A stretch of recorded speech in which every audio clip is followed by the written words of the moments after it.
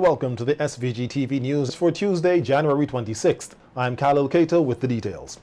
Since last evening's report of 17 new local COVID-19 cases, St. Vincent and the Grenadines at midday today recorded 11 more of these cases, bringing the total number of confirmed cases in the country to date to 774, of which 619 are active.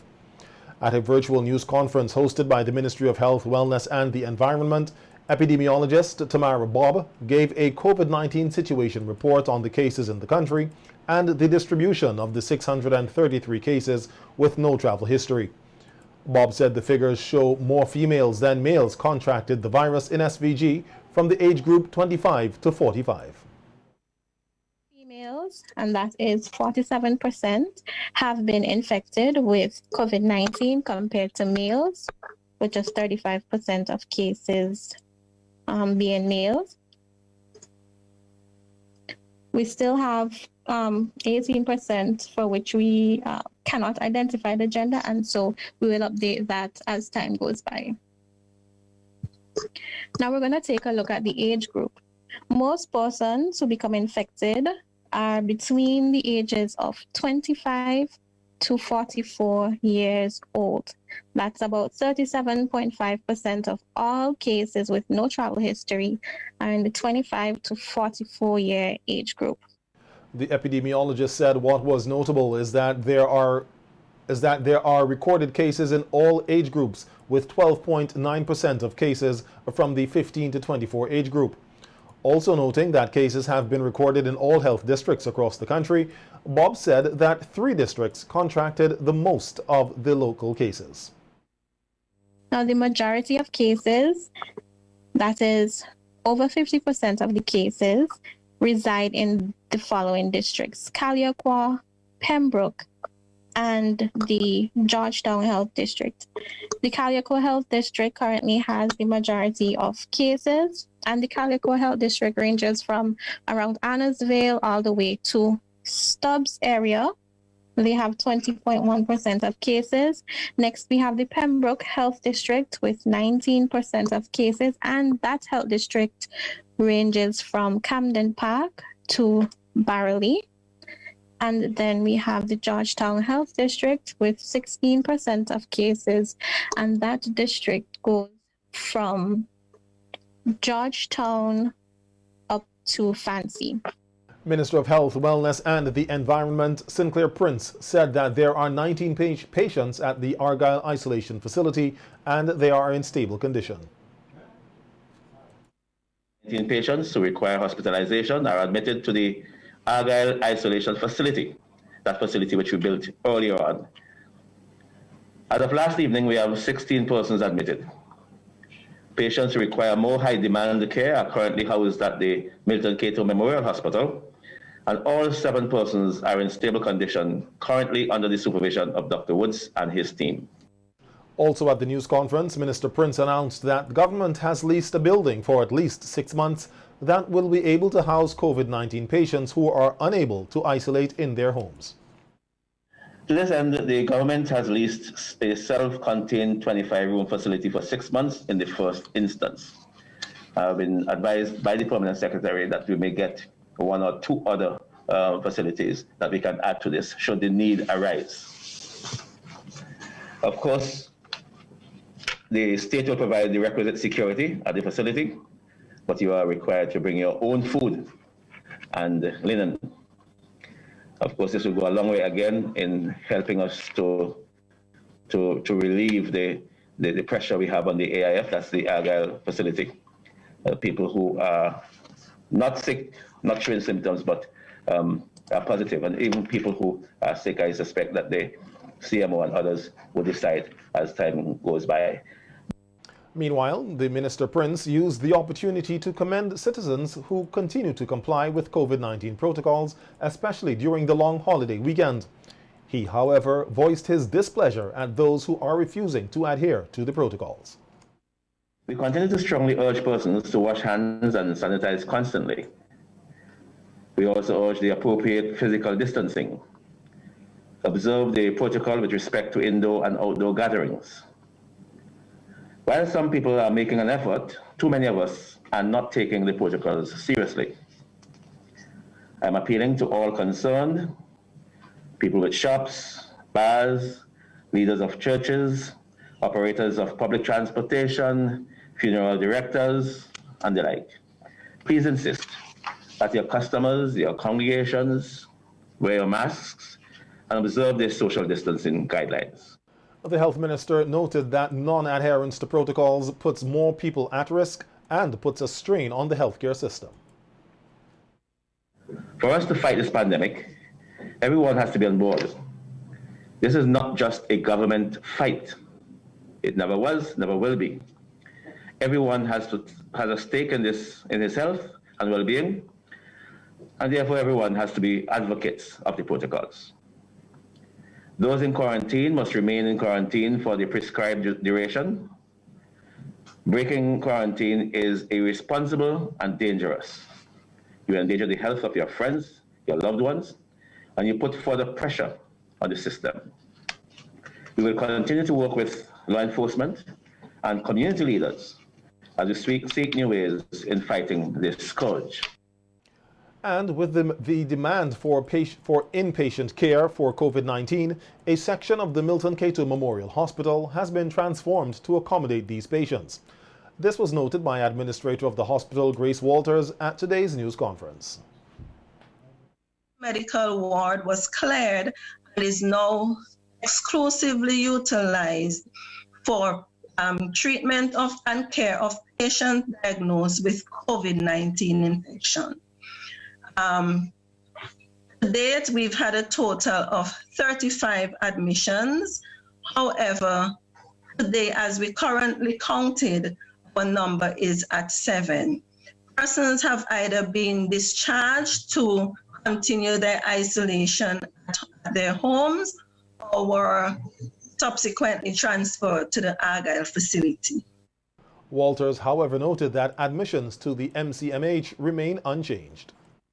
The process still remains that persons are referred from whichever various facility, be it in the public system or in the private system, and we've accepted quite a number of patients from the private firms, right? But be it from public or private, persons are still being asked to go through the process because it may be that there are some things we can intervene with at the accident and emergency level rather than admitting a patient for hospitalization. The new variant of COVID-19 from the United Kingdom has not been confirmed in SVG.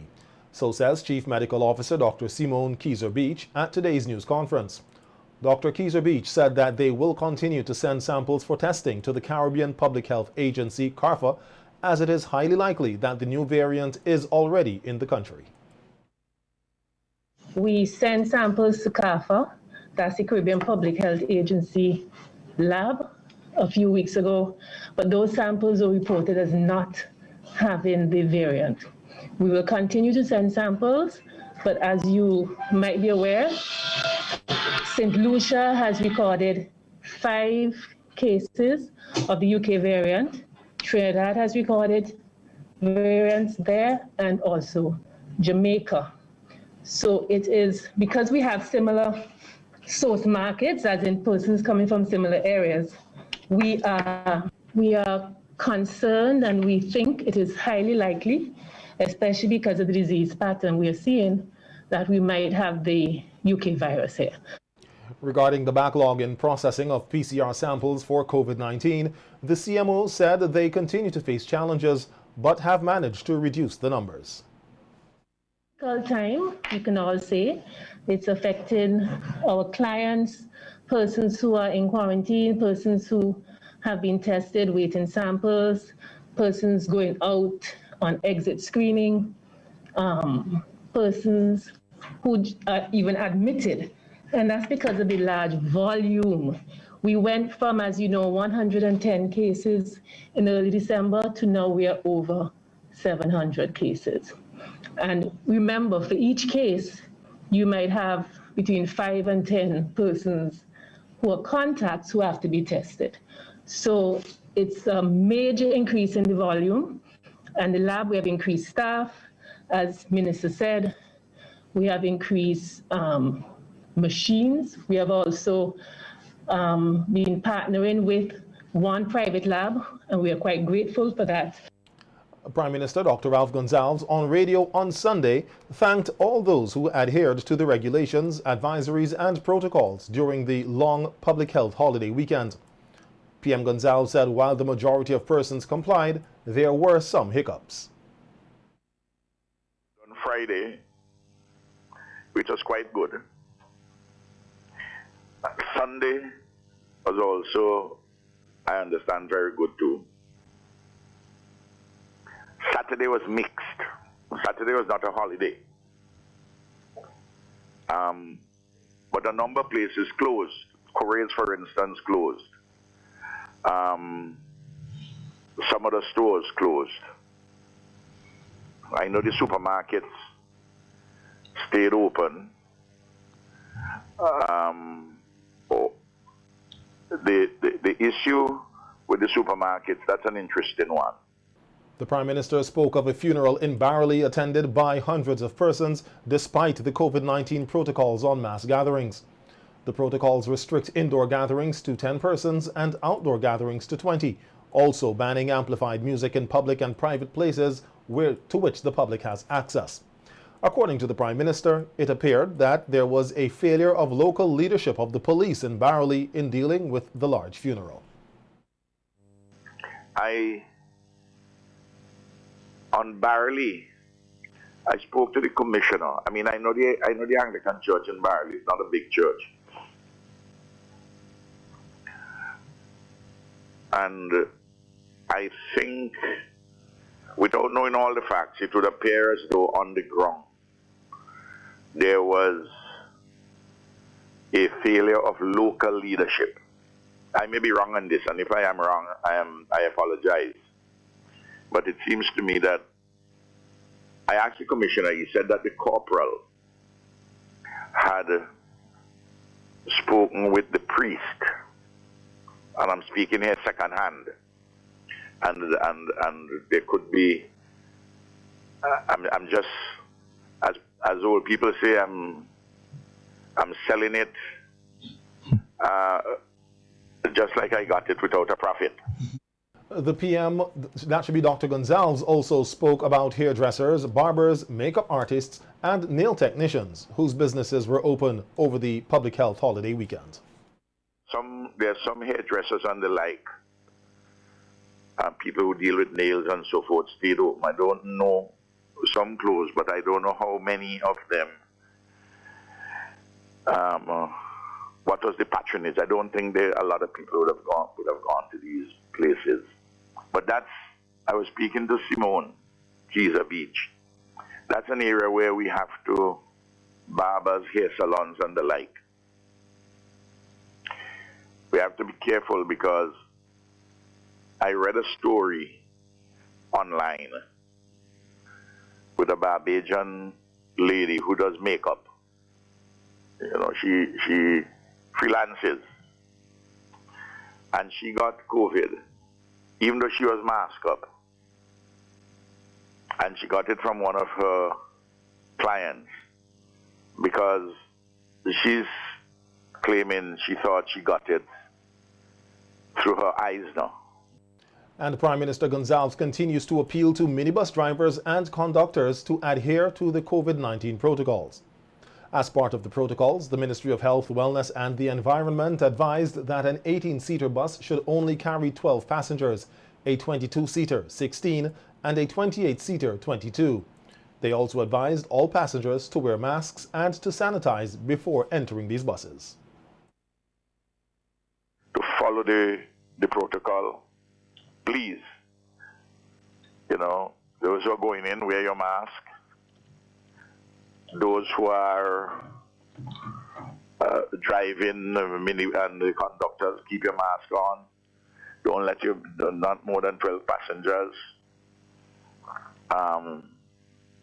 You know, minibus, the police have so much power on the road, the traffic.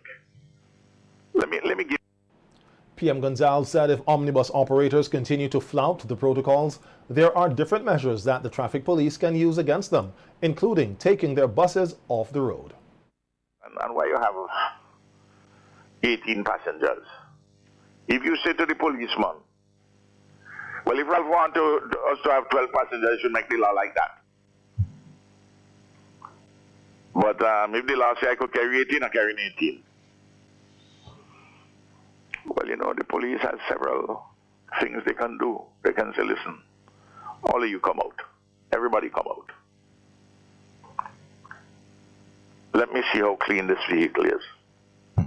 Because, you know, there is a regulation that you can, there's a requirement in the law that you keep your vehicle clean and in a hygienic condition. More than likely, if you're taking that attitude towards the mask and the 18-seaters and not following the protocol there, more than likely inside your bus is not very hygienic.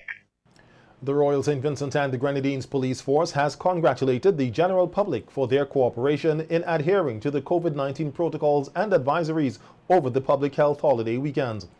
The police force plays a pivotal role in enforcing the COVID-19 protocols in SVG. On radio today, Assistant Superintendent of Police Junior Simmons said for the holiday weekend, the Commissioner of Police, along with other senior officers, put in place strategies to ensure adherence to the protocols and that the strategies were successful. And I can report that those strategies that we implemented were successful. We conducted numerous patrols throughout the length and breadth of St. Vincent and the Grenadines. And based on reports that came back to me, the police did not face any resistance or any problems from citizens. As a matter of fact, when they patrolled the beaches, in one instance, only 2 persons were met on one of the beaches, and they spoke with them, and you know they complied. All in all, I want to congratulate Vincentians on behalf of the Commissioner of Police, Mr. Colin John, for their cooperation over the weekend by adhering to the COVID-19 protocols. ASP Simmons highlighted some of the strategies that were put in place, which included patrolling of beaches and other places. We conducted targeted patrols in various communities throughout St. Vincent and the Grenadines, including our beaches, places of entertainment, and the like. And I can report that over the long weekend, there were no occurrences of amplified music being played. Because as you're aware, the Commissioner of Police must give the authorization for the playing of amplified music. And currently there is a ban on that. So the public has been adhering to that.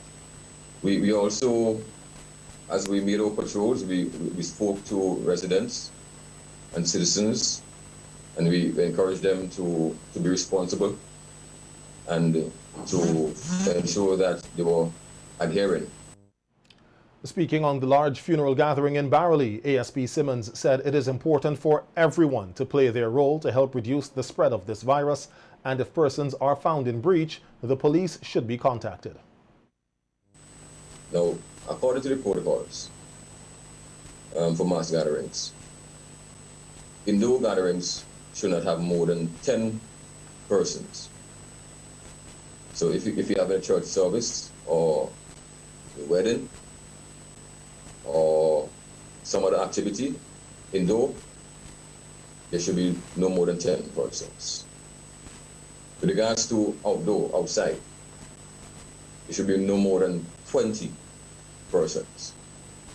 So pertaining to funerals, the officiating pastor or bishop or reverend, if they having a funeral and or even a wedding for that matter, and there are more than 10 persons inside, they need to appeal to those persons to exit the room.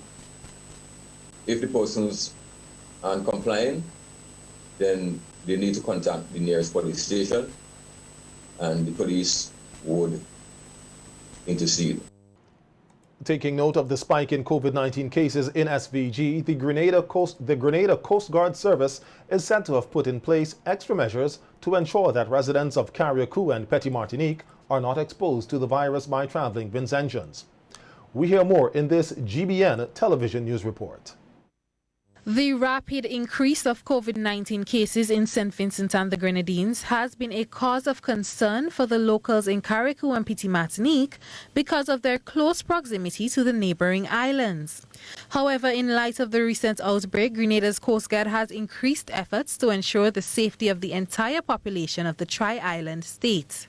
Sergeant of Police attached to the Grenada Coast Guard, Dexter Roberts, who is currently stationed in Carriacou, said the Coast Guard has been engaged in active patrol to ensure that no vessels from the neighboring islands enter Carriacou and Petit Martinique. He said the presence of the Coast Guard has been successful thus far in deterring unauthorized vessels from attempting to break the Coast Guard's blockade. And we have established, a credible presence in the sense that we are always there. So I think the world would have gotten out, so persons are no longer taking a chance to come in. So I would want to believe that both the Coast Guard, Immigration, the Carriacou Police, because the Carriacou Police also has an operation on the land side in terms of the windward areas and stuff like that, with regards to having a presence so that in case any vessel will evade the Coast Guard out there, they will be able to deal with it from the land side. Sergeant said it has been a joint effort, and he acknowledges residents of Petit Martinique for their cooperation. Because of this, he said the Coast Guard has been able to intercept and redirect every approaching vessel. Vincentians are being encouraged to align with the Word of God. This encouragement came during a 24-hour virtual prayer vigil hosted by several churches across the country. President of the SVG Christian Council, the Reverend Adolph Davis, said that persons fail to recognize the successes and blessings of the country as they are distracted by the challenges. We thank you, God, and we commit everything into your hand. And we are confident, according to your word, as we entrust this into your hand, we say, as with Paul, as with Scripture, to him who is able to do far more than we can ever ask or think.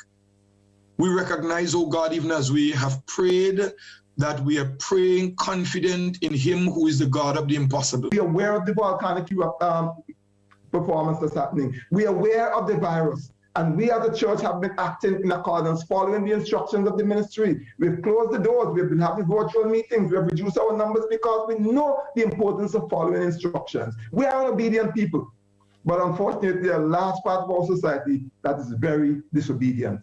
So I want to speak to you. If you're listening to me, you need to come in line with the Word of God. So we came together as different churches, but we have all been, and I'm guaranteeing you, we will continue to pray for our nation.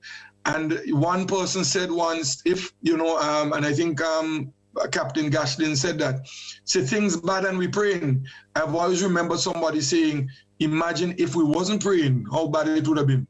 So we continue to pray and we continue to stand in the gap for our nation. After 1 month of monitoring the La Soufrière volcano and installing additional instruments to help with the exercise, the 3 scientists from the UWI Seismic Research Center will be returning to Trinidad and Tobago tomorrow. The current lead scientist, Professor Richard Robertson, will also be going back to Trinidad. He told SVG-TV News via telephone interview that a gas and petrol specialist from the Montserrat Volcano Observatory will now lead the monitoring team on the ground here. Specialist stayed, and he will now become the leader of the team. We have 3 others that are coming up from Trinidad. One is a geologist. Well, 2 of them, in fact, are geologists. One of them is a geologist and more specialized in rocks and petrology, and the other one a geologist that does a lot of communication and outreach, interaction with the public. So they'll help in terms of NEMO's efforts to reach out to the public and that kind of thing. And in fact, she was the person that was involved in the Volcano Ready project, which was very instrumental in getting us to a more ready state in the last two years. And then the third person is a technician, somebody that would help in terms of maintenance and putting in some additional stations and beefing up the network, making sure it's keep going. Dr. Robertson said that the Belmont Observatory in Rose Hall is now in a better position to monitor the volcano compared to 1 month ago. He said that he will continue to monitor from the UWI Seismic Research Center as they are working towards having someone at the Belmont Observatory monitor the volcano activities around the clock. We have a 4 persons here for the next couple of weeks, and what we will do really every month more or less, we will sort them out. We'll probably have at least 2 persons here all the time for the foreseeable future. One will be a scientist who would sort of be providing direct advice to the government and information, and the other one would more than likely be a technical person who helps to maintain the equipment. There's some repairs that have to be done in terms of the accommodation and also some cleaning and some tidying of places, because the observatory is where the scientific group is going to be based. That's where we've been operating from, but we've not necessarily been sleeping there. We hope that in the future there's somebody scientists will be sleeping there, so there's always somebody sort of constantly keeping a, even closer eye on the volcano. Over the long holiday weekend, the team from the Seismic Center was able to install an instrument that would capture the activities at the new dome. And the reflector would help us to look at the possible stability of the flank of the volcano where the reflector is. Essentially, it's not a problem now, but as the dome in months, if it continues growing, gets bigger and bigger and presses against the crater walls, there is a possibility that it could cause some stresses on it, and we have to look at the options of it possibly failing. So we have put an instrument there that we hope that we would use a surveying instrument from off the flank, somewhere like Richmond or in Chatsbelair somewhere, or Belmont in fact, and we take a measure to it, and that would allow you to know if it's moving, and that would indicate something about stability. Providing an update on the size of the new dome, Professor Robertson said that it is now 80 meters in height and that the significant increase in size was due to inaccurate measurements based on satellite images. About 270 meters north-south, sort of where it's where it's pressing against its old dome and the present crater. And the number it's squeezing along is more long, so the length is about 400 and something. And the volume, I believe, was at the I'll press to give you a figure. I think it's about 4.5 million cubic meters. The point is that the amount, the size of the dome, if you're looking at the trend and the sizes, you'll notice that the size went up in a big way when we had finished doing the detailed area survey. We did a detailed area survey when the helicopter was here, and that allowed us for the first time to get a fairly accurate measurement of the dome size. Before, we were relying on pictures taken from different parts and satellite images, which had a lot of errors in it. The most accurate way of getting the dome footage is really to fly either a helicopter with a camera on it, or a UAV, a drone across it in a certain pattern, and build up a detailed mosaic of images that we could then use some photogrammetry software to allow us to know what it's, so you don't just create a 3D image of it. Police are investigating the circumstances surrounding the death of Corey Graves, a 27-year-old laborer of Arnesvale. Preliminary investigations revealed that at about 8:18 p.m. on Saturday, the police were notified of the body of an unknown male lying on the ground in Villa and in the vicinity of the gap leading toward the community college. Officers from the Kalyaquah police station visited the scene, and Graves's unresponsive body was found with what appeared to be a gunshot wound to the head. Graves was pronounced dead at the scene by the district medical officer. A post-mortem examination will be conducted on the body of the deceased to ascertain the exact cause of death. Graves's death marks the second homicide for the year 2021. The circumstances surrounding the shooting incident are unknown. Any person with information pertaining to this investigation is asked to contact the Assistant Commissioner of Crime, that should be the Assistant Commissioner in charge of crimes, at 456-1339, or the officer in charge of the South Central Division at 4200 or any police station or police officer you are comfortable with. The police say all information will be treated confidentially. And the police have arrested and charged Fitzgerald Phillips, a 41-year-old farmer of Belmont, for malice with aforethought, causing the death of Jason Martin, a 47-year-old mason of the same address, by chopping him on his left foot with a cutlass. In an earlier news release, the police said investigations at about 5:30 on Wednesday, January 20th, Martin and another man reportedly got into an altercation, and Martin received a single chop wound to his left foot. He later went to his home, where he was subsequently discovered unresponsive by his niece in a pool of blood. Officers from the Calliaqua police station were alerted and visited the scene at Martin's home. He was rushed to the Levi Latham Health Center to seek medical attention, and then later transferred to the Accident and Emergency Department of the Milton Cato Memorial Hospital. He later succumbed to his injuries. The accused man is expected to appear before the court for arraignment.